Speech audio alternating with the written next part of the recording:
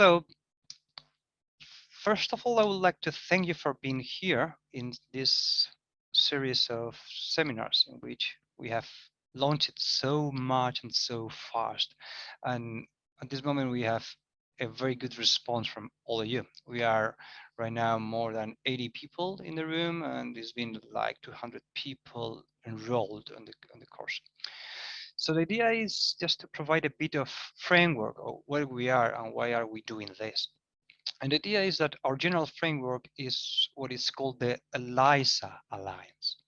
The EELISA Alliance is the first alliance of higher education institutions from different countries in Europe, in which we want to define and implement a common model of engineering root in the society. So everything should be focused on the society. Within ELISA, discovery, this proto community, ELISA UPM proto community, that is called Designing a Sustainable and Decarbonized University, is a proto community that aims to create the collaborative environment and the specific conditions that are necessary to design a new demonstration actions to contribute to the sustainability of our campuses. And this must be done between the interdisciplinary team of professors, students, persons that work at university. We need to create this ecosystem. So these seminars that are named Introduction to Campus Sustainability are a set of 7 seminars focused on the sustainability and decarbonization of the campus, both all focused on mobility, on sustainable buildings, urban green infrastructure. They go for the sustainable use of water, sustainable use of energy, and the urban form as a whole. The main idea that we want is to express like the first interest in how are we able to translate sustainability in the city to our campuses and create these campuses as active laboratories. Okay. Today we start with Cabify. Cabify is a big company, a great company born in 2011 here in Madrid, and it was extended to Latin America quite soon. Okay. They are focused on transportation, and they are really one of the first carbon neutral mobility apps in Europe and Latin America. They do offset their 100% of all CO2 emissions and that they generate, of course. And right now they are actually moving to the electrification of the cars. Okay. So with us from Cabify, we have Claudia Perez. Claudia works specifically in the sustainability, impact, and security department. Okay, she started in Cabify working with impact measurements, and since then his focus has been in implementing a sustainability strategy at a very global level. So she's assuming the leadership of very big projects, and most of them linked to the social sphere. Okay, so Claudia fits perfectly in this set of seminars, of course, Cabify company too. So we really want to thank you, Claudia, for accepting being here. You have now an audience of 95 people. So good luck with it, and the floor is yours. Hello, everyone. Thank you, Alvaro, for the presentation. So as Alvaro said, I've been working in Cabify for 2 years in the Sustainable Impact and Safety Department. And I would like to talk today about cities. So I'm going to share my screen. Wait 1 minute. And I want to apologize in advance because I'm a bit sick. So I hope I don't cough too much during the presentation. So excuse me for that. And we are going to start talking about cities that, since their Greek origin as polis, cities were forged to create efficient, viable communities owing to advantages such as access to safe water, geographic, beneficial and strategic geographic locations, and most of all, to build strong social relationships. So cities reduce transport costs for goods, people, and ideas by bringing them all together in one spot, and while proving protection opportunities and development levers in the cities. So still nowadays, some of the major challenges we are facing as humanity happens in cities, as the recent COVID-19, the environmental and climate crisis, the social inequalities, the discrimination, the margination, all these challenges happens in cities. So I would like to introduce you to Jane Jacobs, which is one of my favorite writers. She wrote the book, Death and Life of Great American Cities. And I think she definitely changed the way we look and analyze at the urban phenomena, because she was the first person to confront authoritarian, deshumanized, and top-down imposed urbanism that even today's this authoritarian urbanism make quick decision, consultaneous decision, and close decisions on changes in cities that are going to affect the daily lives of thousands of people who are living in the cities. So I think before changing or intervening in a city, it is fundamental and necessary to go in deep, and that implies understanding how the people move around the cities, how their neighbors interact with the city and the streets, which are the most frequented streets, how the children play in the streets, and in short, to understand the wonderful connections and networks that a city generates among its inhabitants.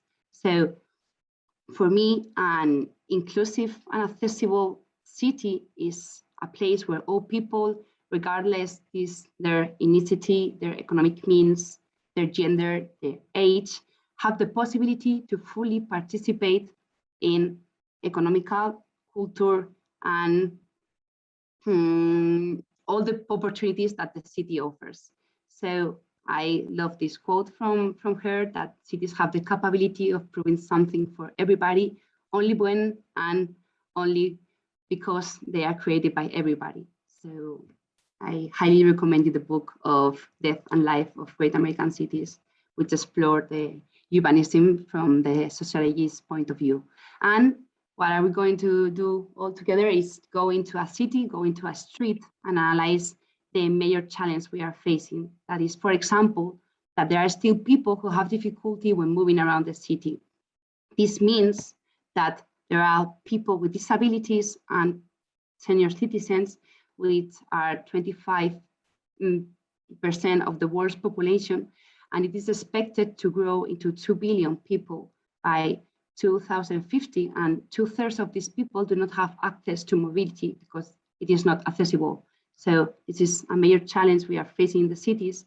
Another one is that there are still areas in the city that are not covered by public transportation. So there are people who doesn't have access to public transportation.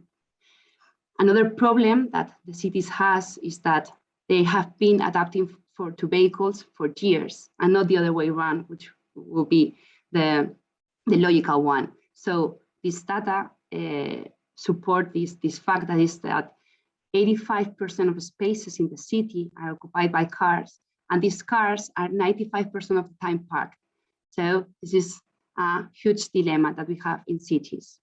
And another problem is the growth of urban areas, that it is expected that 70% of the population will live in cities by 2050. So I think that technology is a key factor of the evolution of the liability of cities. So in short, technology can improve people's lives. And how can this be made? By moving into a transportation that provides access to safer and more accessible transportation for everybody, with cities evolving with people in mind, like offering different means of transportation depending on the distance and the time we want to travel, with flexible ride-sharing options. That's something that we are working in Cabify to accomplish. And the last factor will be moving into a mobility that reduces the impact in the sector. So This mobility will be, as Alvaro have explained before, offsetting the whole carbon footprint that the mobility generates. And this is only the way to a greater end, which will be the complete electrification of the fleet, which is where all companies, all mobility companies should move forward. So all the mobility companies should seek to sustainable alternatives that decarbonize urban mobility.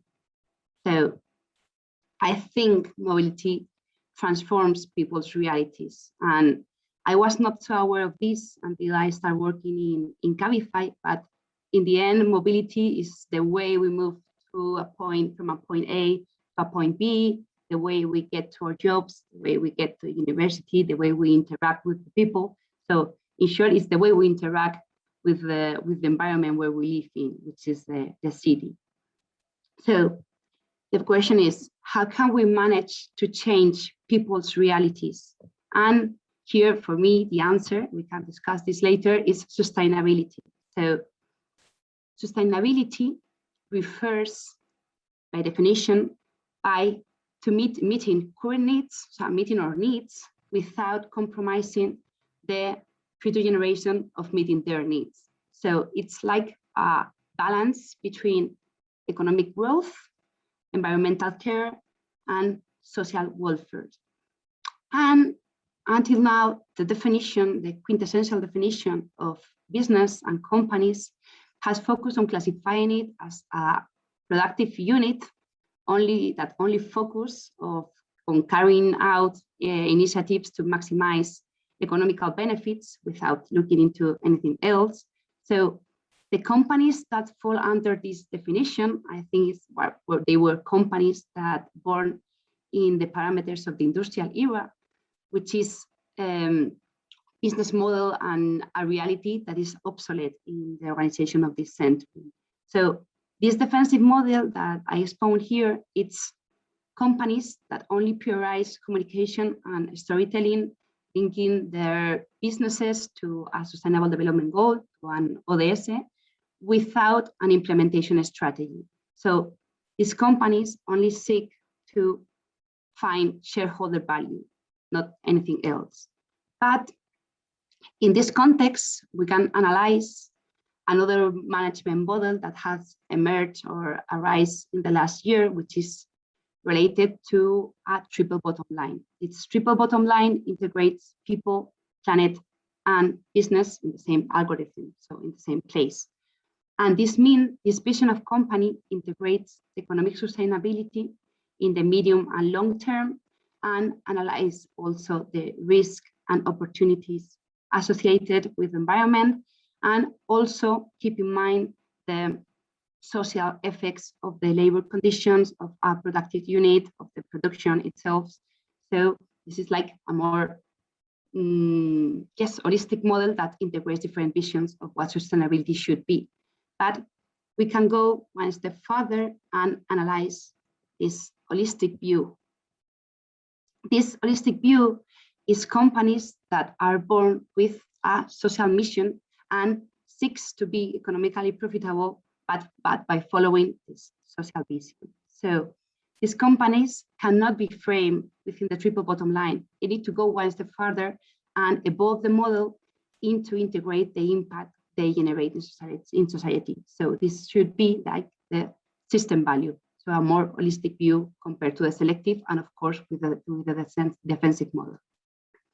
And having all the types of sustainability management models that we can find in companies, we are trying from like the mobility companies, we are working from the inside to transform mobility using this holistic model, trying to pursue this holistic model.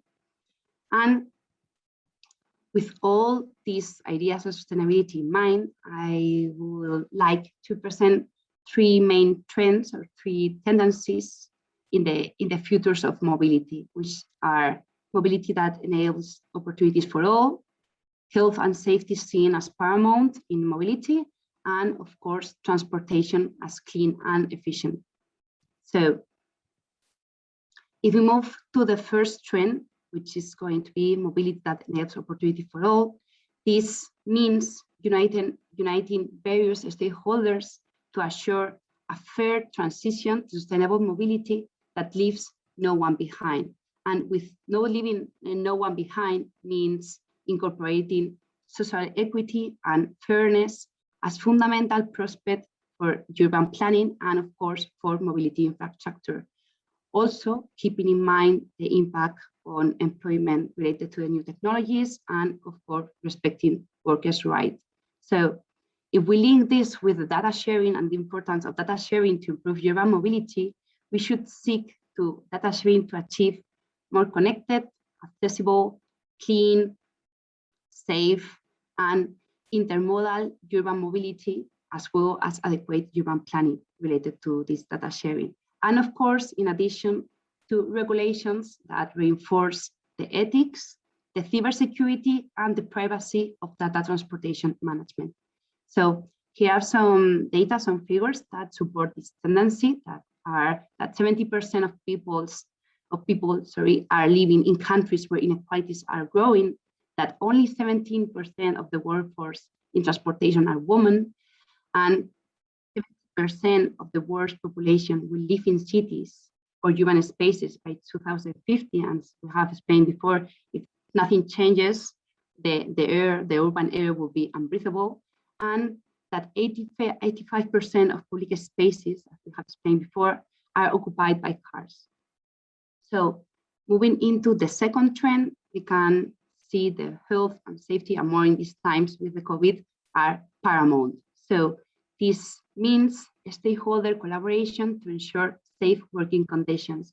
And how can we ensure these safe working conditions? By connectivity as a lever to strengthen safety and response to compromised health and safety situations. And of course, in the sector of mobility, a selective deployment of autonomous vehicles to ensure safety guidelines throughout their life cycle, since they are manufactured, designed, and in the end of life.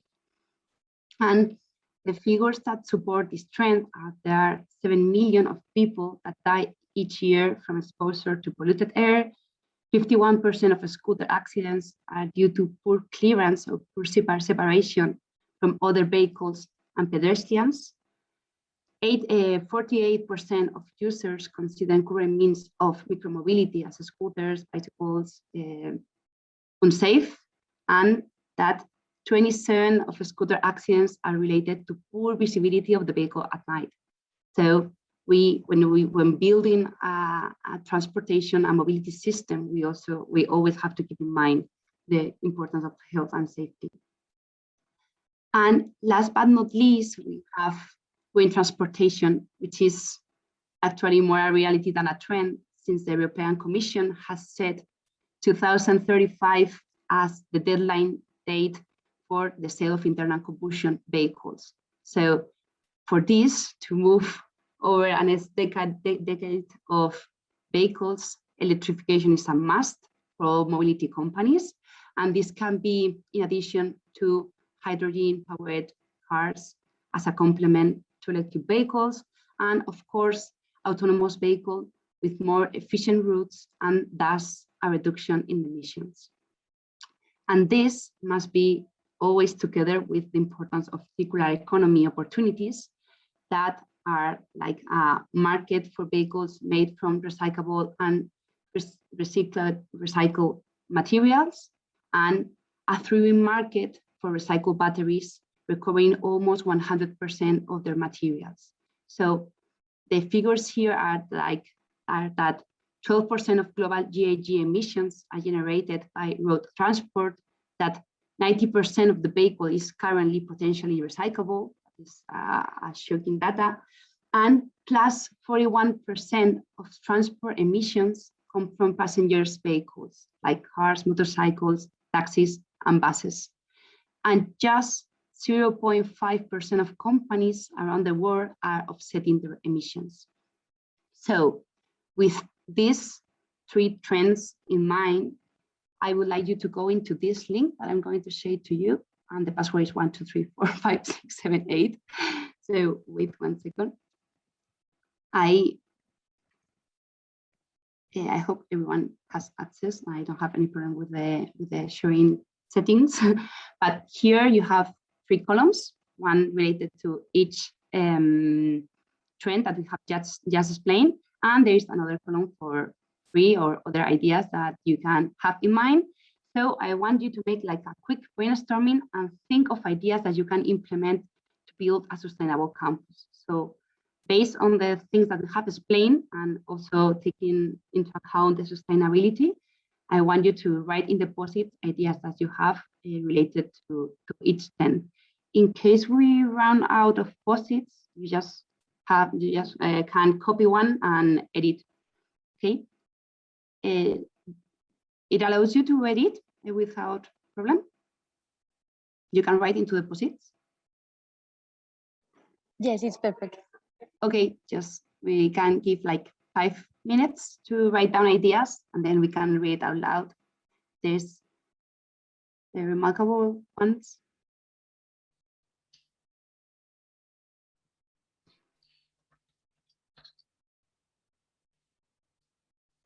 So here we can start reading some ideas like renting electric-free CO2 emission cars.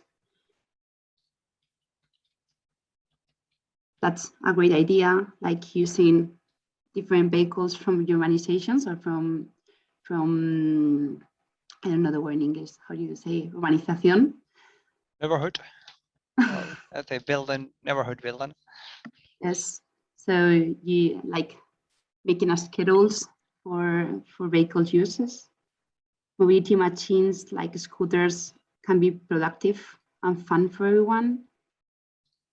People who are far on and connected with a possible job. This is a huge problem when talking about the importance of mobility to connect people to a socioeconomic development. People who buy a car but now don't have enough money for petrol. Robotic as a solution as well. Health and safety, like this is connected with the other one. I think people with less money to ensure a future with less inequality. Improve the safety for bikers and other unmotorized kinds of transports. Share cars are always a good idea. And related to the clean and efficient transport, Red Company bus picking their workers, less time commuting, and economic and plus clean. Renewable energies, electric transport, magnetic field, powered cars. Yes, I think the magnetic field could go in the one with mobility that enables opportunities for all. It's more related to deaf people who has problem to hear. The public transport, integrated the public transport in the campus, as make the car roads links with subways.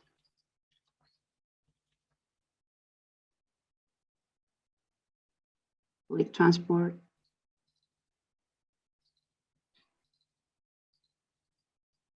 So I think with all these ideas, you can start building or implementing these ideas in your sustainable campus. You changes on my framework, but I think there are really cool ideas to promote this kind of campus.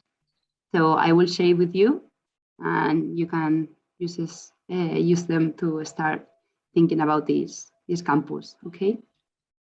So that's all. Thank you very much. And I don't know if you have any questions. So, Okay, so thank you very much, Claudia, for this nice talk and interactive one. Yes. We will provide to all participants with the information you already made in the mail. So the idea now is to open a discussion framework. We have some 15 minutes at most, with the idea of making some questions to Claudia. You can either release your micro and ask for, raise your hand, and we will provide you with the turn to make a question. So Please go ahead.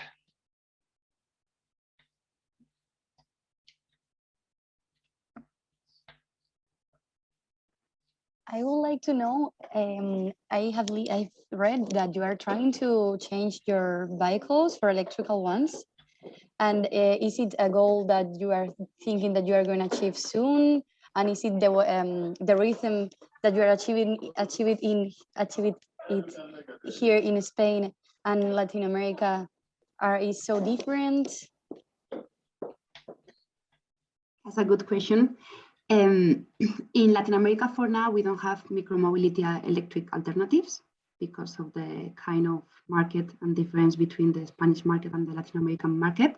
But here in Spain, all the micromobility alternatives that are into the Cabify app are completely electric, all the scooters and all the bicycles.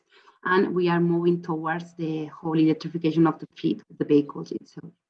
So it's not an easy target.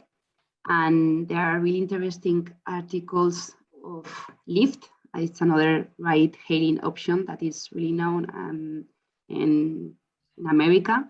And they wrote a really interesting article where they explain that all the mobility companies are facing barriers to achieve this electrification because there isn't enough infrastructure of chargers, there is not public helps, so it's not an easy target to accomplish, to reach. So we are working hard with the administrations and with the institutions to provide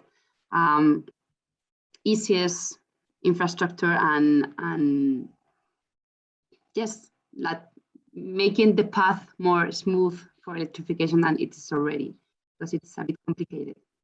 There are not enough electric cars right now in the market. Thank you. A question? I would like to ask you something, Claudia, in the meantime. Imagine you want to modify completely the university campus. No, this is what Discover is going on. You have been a student also at university, so more or less you are knowing what's going on, at least on the university campus from Spain. Of course, our colleagues from Budapest and Paris could say whatever if it's different. So imagine you want to completely change everything related to mobility.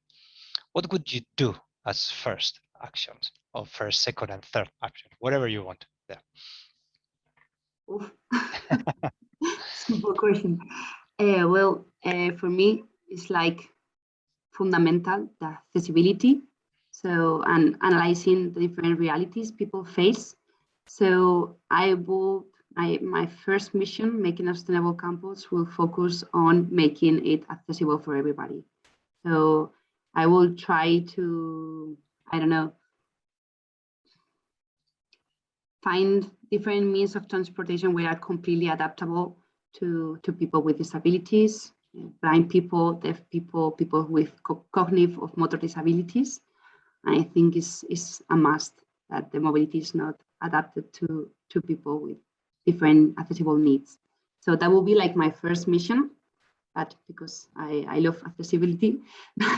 The second will be more related to making a clean transportation, focusing on the possibility of including electric cars and maybe chargers near the buildings and in points, in hot points where people get the buses or where people get the cars.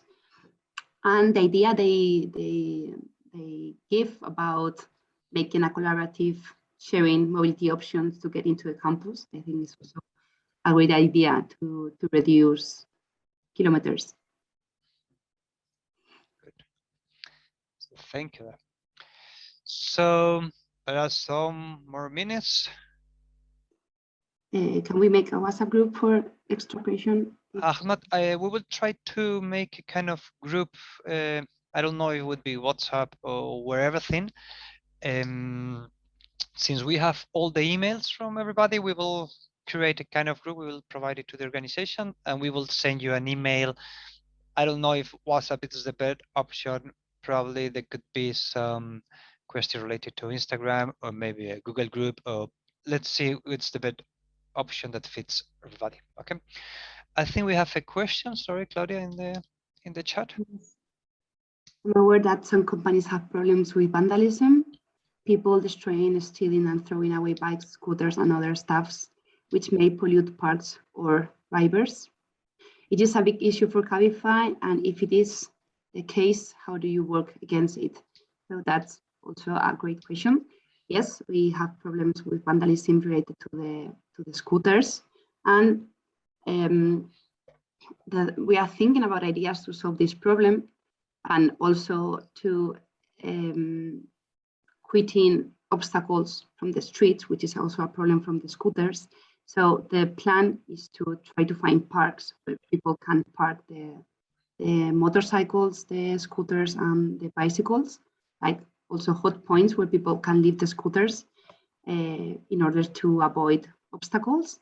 And for vandalism, the best way is to educate and to try to establish rules or kind of rules in the service, like Fiona has make a photo or something like that.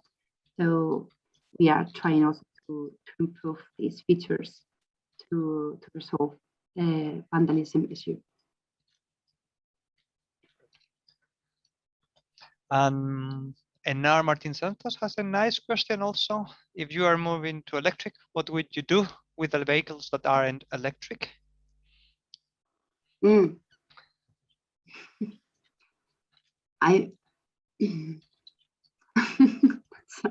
A great question, because the huge challenge is in Latin America, which like 90% of the vehicles, for example, in Argentina, are gasoline or diesel. So the way to reach certification is like to provide drivers rappels or discounts to get electric vehicles.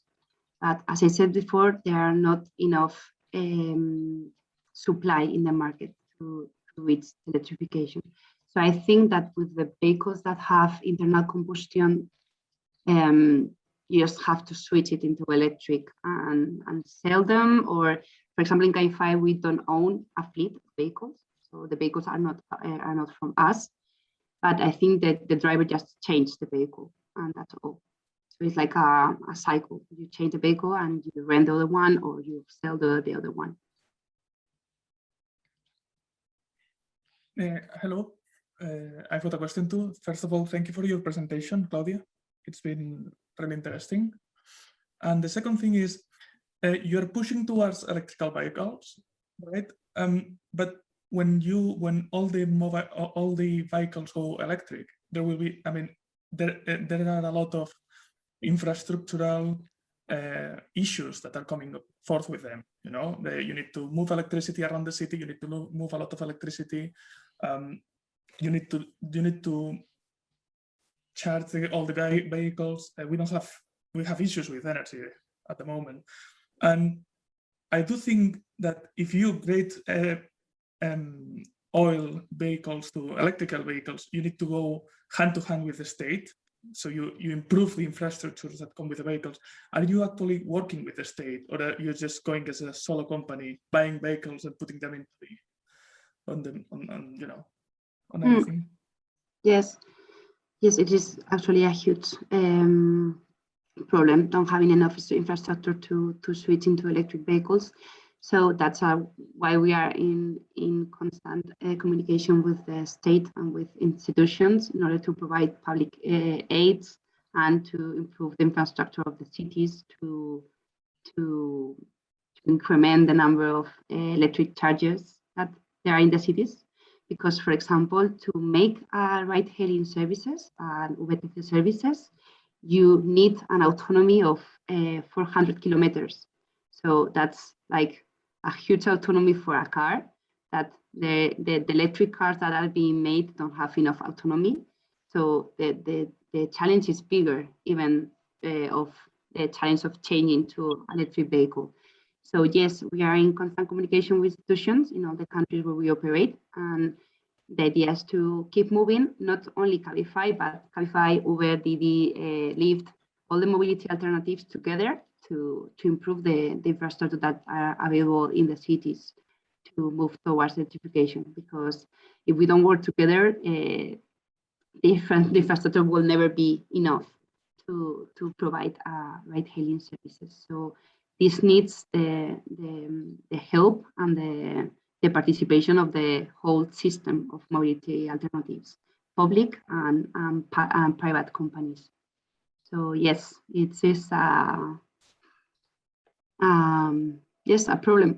we are trying to find the best way to get into electrification, but it's not easy at all. And more in the ride-hailing services. Thank you very much. Okay, let's say we have the last question already on the chat. We should close. So Sergio Rivera said that cars are very expensive, electric cars, electric vehicles. So what about governments and public institutions? Yes, that was what I was explaining to Marcel, I think was his name. It's not only about the reduction of taxes, but also for institutional helps, aids, public programs, and as I said before, the cooperation of all the mobility sector. No? It's not only depending on Cabify, but in all the markets and all the actors that are involved in the cities, because we can reach, or we can have a commitment to reach electrification if there is not enough infrastructure to reach this electrification. So yes, the role of the governments and the public institutions are crucial to get this done. Great. Okay, so thank you very much, everybody, for your attendance. Of course, Claudia, thank you very, very much for this talk, for doing it so fast since we contact you, and to all the people being here, please also many thanks, because it's been a quite a speedy up call for the seminar. So thank you all very much, and I wish you a very nice week. Bye bye.